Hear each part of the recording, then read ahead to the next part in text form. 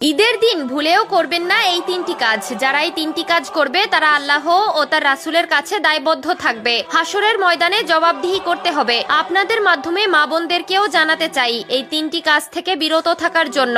ঈদের দিন যারা এই তিনটি কাজ করবে তারা রাসূলের সুপারিশ থেকে বঞ্চিত হবে এবং নিজেই জাহান্নামের রাস্তা তৈরি করে নিবে। কোনো নিস্তার নেই। হাদিসে রাসূলুল্লাহ সাল্লাল্লাহু আলাইহি ওয়াসাল্লাম ঈদের দিন এই তিনটি কাজ করতে বারবার নিষেধ করেছেন। প্রিয় দর্শক, আপনি যদি রাসূলুল্লাহ সাল্লাল্লাহু আলাইহি ওয়াসাল্লাম কে ভালোবাসেন অবশ্যই আলহামদুলিল্লাহ কমেন্ট করবেন এবং রাসূলের এই হাদিসটি সকলের মাঝে পৌঁছে দিবেন। এক নম্বরে রাসূলুল্লাহ সাল্লাল্লাহু আলাইহি ওয়াসাল্লাম যে কাজ করতে নিষেধ করেছেন তা হলো ফিতরা না দিয়ে ঈদগাহে যাওয়া যাবে না। কেউ যদি মনে করে নামাজ পড়ে এসে ফিতরা দিব তাহলে হয়তো কোনো কারণবশত তার ফিতরা দেওয়া হবে না, এটি যেন ভুলে না যায়। এর জন্য ঈদগাহে যাওয়ার আগেই অবশ্যই গরিব দুঃখীদের ফিতরা দিয়ে দিবেন। আপনার কাছে গরিব দুঃখীদের হক হলো ফিতরা, তাই তাদেরকে ভুলেও বঞ্চিত করবেন না। এবং যেই সংসারে শুধু মহিলারা আছে তারা অবশ্যই ফিতরা দিবেন এবং হক আদায় করবেন। এই তিনটি কাজ সম্পর্কে শুনলে আপনারা বলবেন এই কাজ তো আমরা হর হামেশাই করে থাকি, কিন্তু এই তিনটি কাজের ফরজে কতটা ভয়ানক তা সম্পর্কে রাসূলুল্লাহ সাল্লাল্লাহু আলাইহি ওয়াসাল্লাম বিস্তারিত বলেছেন।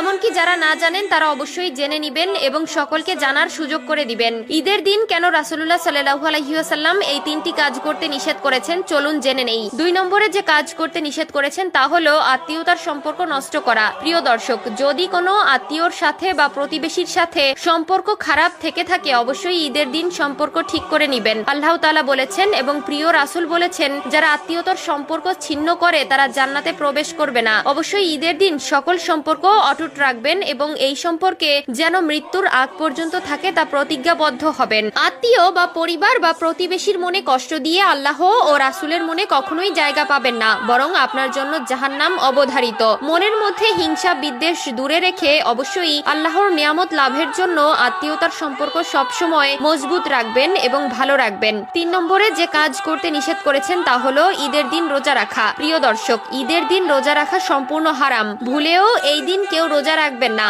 যদি কেউ রোজায় কাফফারা আদায় করতে চান অবশ্যই তা ঈদের পরে আদায় করবেন। বিশেষ করে ঈদের দিন আল্লাহ তাআলা সকলকে হাসি খুশি রাখার জন্য একটি বিশেষ দিন দিয়েছেন। এই দিন সকলে পেট পুরে খাবে এবং আল্লাহর নিয়ামত ও শুকরিয়া করবে। তাই রোজার সময় রোজা রাখবেন এবং ঈদের দিন আপনার সারা মাসের রোজার আনন্দ উপভোগ করবেন। যারা এই তিনটি কাজ করবে তারা অবশ্যই পাপী হবে। তাই এই তিনটি কাজ থেকে সকলে বিরত থাকবেন এবং অন্যকেও বিরত থাকতে পরামর্শ দিবেন। আল্লাহ তাআলা আমাদের সকলকে বোঝার তৌফিক দান করুক, আমিন। ঈদের দিন যারা এই তিনটি কাজ করবে তাদের সারা মাসের রোজার কোনো প্রতিদান পাবে না, এমনকি সেই ইসলামের দায়িত্ব অবহেলার জন্য আল্লাহর কাছে জবাবদিহি করতে হবে। ঈদ মুসলিমদের জন্য খুশি ও শান্তি বয়ে আনে। 30 দিন রোজা রাখার পরে মুসলিমদের জন্য একটি খুশির দিন হলো ঈদের দিন, কিন্তু এই তিনটি কাজের জন্য তারা গুনাহগার হবে।